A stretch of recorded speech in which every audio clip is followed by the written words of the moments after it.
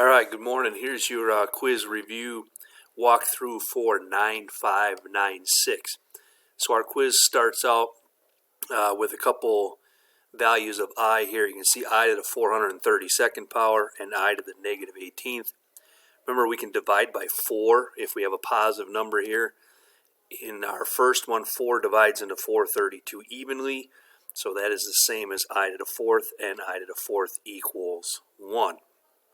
For our second one, when we have a negative, you want to take a multiple of 4 that is smaller than this, the next closest one. So 20 is the next multiple of 4 that is smaller than 18.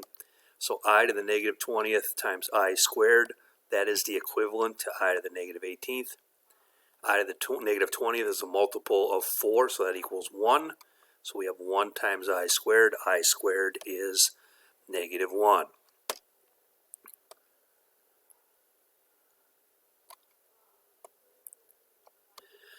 Okay, for 2 and 3, we are multiplying. First thing I did here, I to the 23rd, that's the equivalent of I cubed, which is negative I. So I replace this with negative I. Then I can distribute. So negative 15 plus 3I plus 7 minus 2I. Combine your like terms. Make sure you put the real number first. So negative 8 plus I. Please do not write I minus 8. Same thing here for 3. We're going to FOIL. And when we FOIL, remember the last term here, we get I squared. I squared is negative 1. So 35 times negative 1 is really negative 35. Combine our like terms and we get negative 47 minus I. Number 4, we have to do a conjugate. And so the conjugate of negative 2 minus I is negative 2 plus I. And so we multiply top and bottom by that. We're going to FOIL. Again, we get a couple I squared terms here. Remember, I squared is negative 1. So this is really negative 2 minus 3 for negative 5. Combine your I terms there. And your denominator simplifies to 5. Once we get here, since they're all factors of 5, we can reduce that to lowest terms, which is negative 1 minus I. Okay, number 5, quadratic formula. And what we got going here, identify A, B, and C. You can solve this however you want, but I use the quadratic formula just because we know that it always works, and if I get a negative, I can deal with that with I. So negative b plus or minus b squared minus 4ac. I end up with a negative in my square root. That simplifies to 2i. Remember when you have your square roots plus or minus? So that simplifies to 2i. I can divide both of these by 2. And so I get 2 plus or minus I. If you want to write two separate answers, you can. 2 plus I, 2 minus I, but that's really not needed there. Okay, number 6, graph each complex number and label. So really, they're giving us z here. This is in the form z equals a plus bi. So you're going to square these and take the square root. That just gives you the distance to the point. And so 5, negative 6. Remember, x-axis is the same as your real number. The y-axis is the same as your imaginary. So if we're on the complex plane, real numbers, imaginary numbers. And so 61, square root of 61, we go 5 right, down 6. Draw our line from the origin to the point. For b, we end up with the square root of 65 at 1/8. So that's right here. C, there is no a value. So 0 squared plus negative 7 squared is just 7. So there's C. And then here we have a real number, no imaginary. For D, so that's at 50. So again, you square your a and b values, take the square root. That just gives you the length from the origin to each point, and then you graph them accordingly. Again, real numbers here, imaginaries on what was normally the y-axis. All right, page 2, we've got our equation here. They want us to solve for x and y, so really we can break this into a system. I've got my real numbers, 3x plus 2y equal to 12. And I'm going to take negative 7i equal to xi minus 3yi. So now you can see we have a system. We'll divide the one on the right by I. That will allow me to solve this for x. Once I have x, I can plug it in here via substitution. That's going to allow me to distribute and solve for y. Once I solve for y here, I can plug it back into this one and get x. And in your last step, please make sure you write as an ordered pair.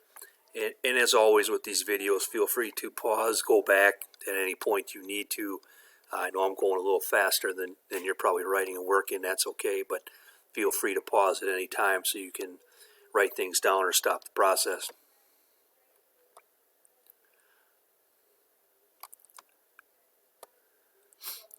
All right, this next equation, very similar. We're going to set the reals equal to reals. So 6 equal to 2x plus y. Take the imaginaries here, set equal to 11i. Same deal, divide by I first. This one we're going to solve for y. I solved up here for x, this one for y because I have a single term here. So y is going to be 11 plus 3x, or 3x plus 11 if you will. I'm going to take that, plug it in over here. That's going to allow us to solve for x. And so x in this case is going to be -1. Take the -1 back in here, and y is going to equal 8. Again, please do not forget to write your final answer as an ordered pair since it's a system of equations. So again, real numbers equal to reals, imaginaries equal to imaginaries.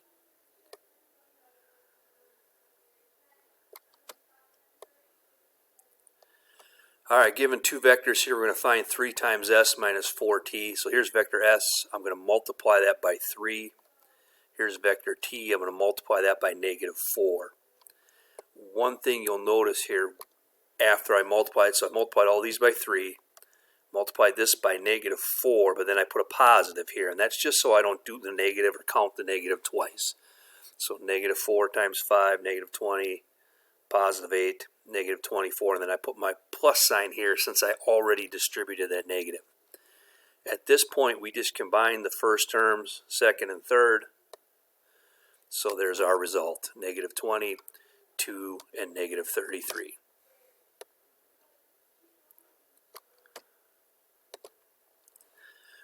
Last one, three-dimensional vector, find the magnitude and then write as a unit vector. So for our magnitude, we square these three numbers.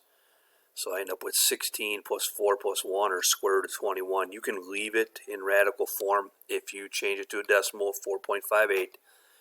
And when we're doing unit vectors in 3 dimensions, I, j, and k. So it's a little bit of review from a couple chapters ago, but 4i minus 2j plus 1k. All right, last page with our review. Okay, express in polar form. So these two problems are very similar in that they're in a plus bi form. Remember, when you do this, theta has to be in radians. So if you're going to use your calculator, make sure you're in radians there, otherwise you're going to get the wrong answer. I'll start with 9a. You're going to see both of them, but I'll start with a and then go over to b here. So if we look at a, I'm going to square a and b. So 1 squared plus 4 squared, square root of 17. And I got the decimal equivalent of that. And then I take the inverse tangent of these two numbers, just the real part, so b over a. So inverse tangent of 4, again in radians, is 1.33. So now I have an r value and I have a theta value. And when we write it in polar form, that's our r-cis theta. So r-cis theta is polar form for these. So there's my r value, cis for cosine of theta plus I sine theta, and then 1.33.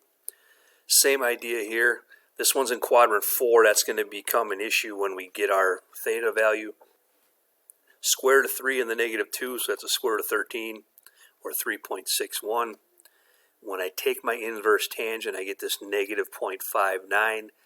Technically, you could put that here, but really what's happening here is we are adding 6.28 to that.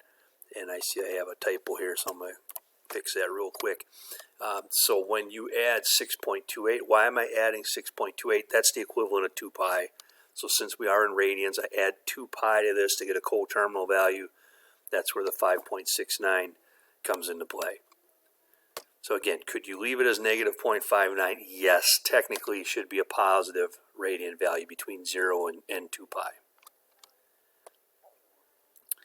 All right, we're going to graph this one here, and then they want us to express it in rectangular form. So there's a couple things going on here, so I'll do 10a, and then we'll go down and do 10b here in a second. All right, first of all, 7 pi over 6, that's the same as 210 degrees. You could go either way with this. However, when you do these calculations, you're going to want to stay in radians. So when I typed it in the calculator, I did do 7 pi over 6. So my r value is 5. My theta value is 7 pi over 6. Now how does that help me? I'm going to distribute here. So cosine of 7 pi over 6, this is the decimal for that. It's negative square root of 3 over 2 if you use your unit circle. And sine of 7 pi over 6 is negative 1/2. Again, I just put the decimals in, and now we distribute. So 5 times this negative 0.866. So there's that value minus 2.5i. So here's your rectangular form. And now when I graph this, 5, 7 pi over 6, or 5, 210 is this dot here. And we will connect it with a line in this case only because we started in this form. And so again, whether you use radians or degrees here, you're going to end up in the same spot. But when you do your calculations, please make sure you leave that in radians. All right, part B, very similar. 3 pi over 2, that's 270 degrees. We know that's down here, and we are on the second ring. Again, to get to rectangular form, cosine of 3 pi over 2 is 0. Sine of 3 pi over 2 is negative 1.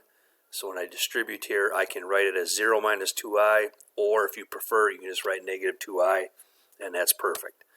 So that is our quiz review. That should set you up for your quiz on Tuesday. Again, that'll be posted after the help session, so roughly around noon. It'll be up till 7 p.m. on Tuesday, and it is due by 11:59.